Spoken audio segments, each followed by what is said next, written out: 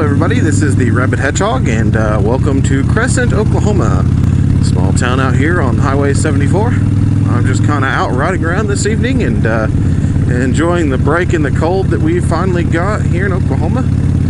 We've been since pretty much Christmas time, probably an average of 30s degrees in the temperatures. Some days we had lows down in the single digits. I know personally I actually rode out on a day where it was 9 degrees in the morning and got to go and play around when it was 25 degrees and the main day. So I'm kind of glad that we managed to pull out a 7-degree day in the middle of January. For Oklahoma and 70 degrees in January, it is a wonderful feeling. So at any rate, this is the first time in a while that I've actually brought out Reba, my 2014 Harley-Davidson 1200T Super Low Sportster. And the reason I brought out Reba today was to talk about the Harley-Davidson Sportster and everything that it kind of means. And, I want to open a discussion with everybody about what Harley-Davidson can do to modernize the Sportster.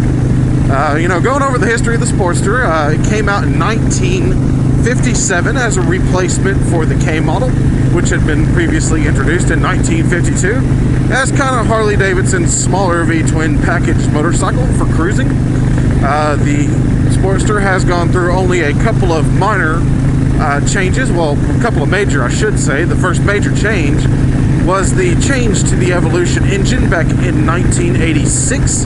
After 29 years of service, they dropped the Iron Head V-twin engine and went with the Evolution.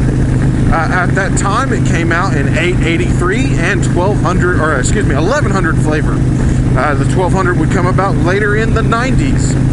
And then they went from the frame that had the engine directly mounted to it, which had all the vibrations going through it, to the frame where they could have the rubber-mounted engine back in 2004. So that's actually the two major changes that we've seen to the Sportster lineup since the introduction of the Sportster. Now, I apologize for all the wind noise. I don't know exactly how it sounds to you guys, but to me, it is very, very windy inside this helmet. It is a cold or a warm day, but it is a windy day. We're looking at 30 mile an hour winds somewhere in there, and that's giving me kind of some noise in here, so I don't know what all you guys can hear. But at any rate, so back to the Sportster. So during those two changes, they made pretty much the frame a little bit better whenever they did the rubber mount. That way the vibrations of the engine doesn't go up to the rider. And in 2007, all Sportsters went to fuel injection. Minor changes like this year, last year, so today, 2014. They, did some modifications to the computer system and where they located the changeover. Instead of being on the back of the speedometer there, they put it on the handlebar grip on the left side where you can hit the trip computer, go through everything, and they also have the rev counter and the gear counter on there. So that's the only minor revisions that they've done, and some major revisions. But when you look at it all, you look at all the other bikes that are kind of in this class, the smaller cruisers that aren't the big touries and stuff like that. And you've got Triumph with their Bonneville line, also their Thunderbird line and the America line. And then you've got Indian coming out with the Scout. And you have to wonder, is there something that Harley-Davidson could do to make this lineup better? And to me, I think there is a few things. So let's open a discussion on the comment section below this video, and let's discuss what Harley-Davidson could do. I don't want any Harley haters. I just want people that will discuss things. What will get you to ride a Harley-Davidson motorcycle? And if you're a current rider, what will get you to continually buy these motorcycles into the future? So my idea is that you take the Revolution off the street that was just introduced this last year and up the capacity from 750 to 1200, keep it 1200, or even downgrade it a little bit to 1100 since you can produce more power with a liquid cooled bike. and put this in the Sportster frame and redesign it to be a liquid-cooled bike. I think that would actually be a very good thing for the Sportster line to go liquid-cooled. Sportsters are great bikes for all around town and everything like that because they're relatively small in size, fairly nimble, actually extremely nimble for what they're worth. You can constantly out-turn your peg guides if you need to. But that's just it, you know. You want to see the Sportster grow and be a different bike, a better bike even. So my big thing is, with Harley-Davidson now having the Revolution X motor out there, it's time for them to take that motor and tune it to where the Sportster can use it. I think that would be a great addition to this lineup. I also think that Harley-Davidson would do a good job in switching from the steel constructed frame to the to an aluminum frame. You know, that is one thing I definitely want to see from Harley-Davidson. Now, I understand that their union is kind of the American Steelworkers, so that may kind of kill that mojo out. But I mean, hear me out, guys, especially Harley-Davidson. I know I'm just a vlogger, and there's nothing that I could say that will make the big motor company turn its head and do something. But let me put it this way: the Triumph America is a bike that is much larger than this bike in every dimension.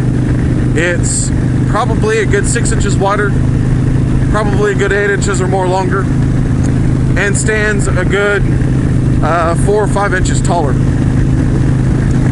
And that's the thing about that bike.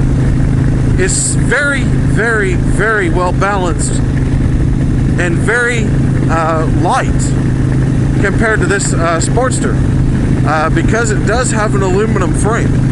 There's some other things about it, you know, that I kind of question about, but you know, the fenders, unlike the Harley, which are steel, the fenders on the Triumph is plastic.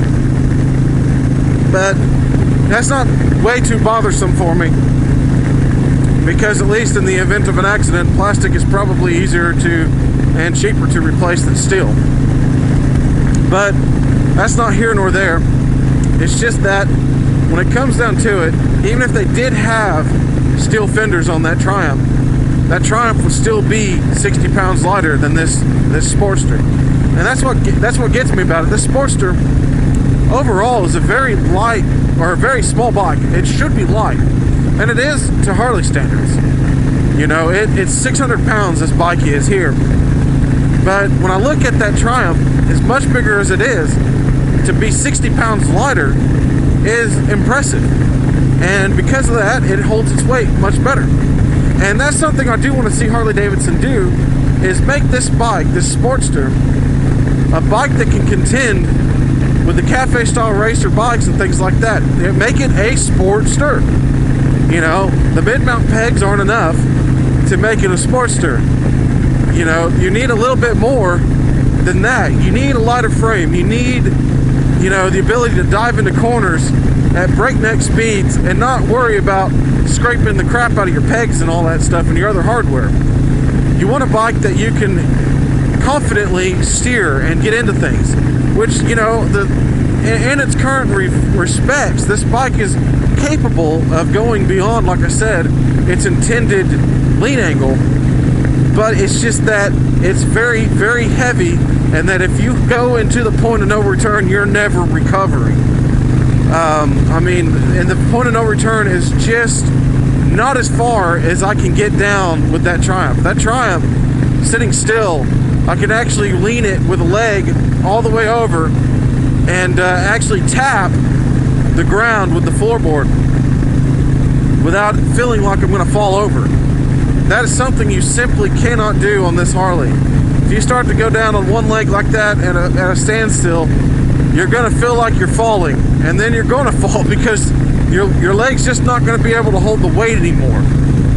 And that's just something I want to see changed. I want to see Harley-Davidson redistribute the weight and make this bike a true sporting bike, one that's a kind of a sport cruiser, where you can just get out and enjoy the roads, but also throw in some twists and not worry about that hardware touching down. So at any rate, that's what I want to discuss, folks. So let's get on the comment board here and let's start a discussion. And let's talk about what we can do. And like I said, don't hate on them. ask yourself what will make you get on them. Because I don't hate any bike. I love every manufacturer out there, well, with the exception of Hyosung. But we won't go into that. But at any rate, so just look at it this way. What will get you on a Harley-Davidson? What will make you a rider? What will sell this bike to you? And put that into discussion. Well, let's talk about what Harley-Davidson can do to improve these bikes. Once again, this is the Rabbit Hedgehog. If you do have any other questions, leave them in the comments as well. I can answer them in a video or answer in the comments. As always, because I want to see you again, keep the shiny side up. Be safe out there and enjoy the ride.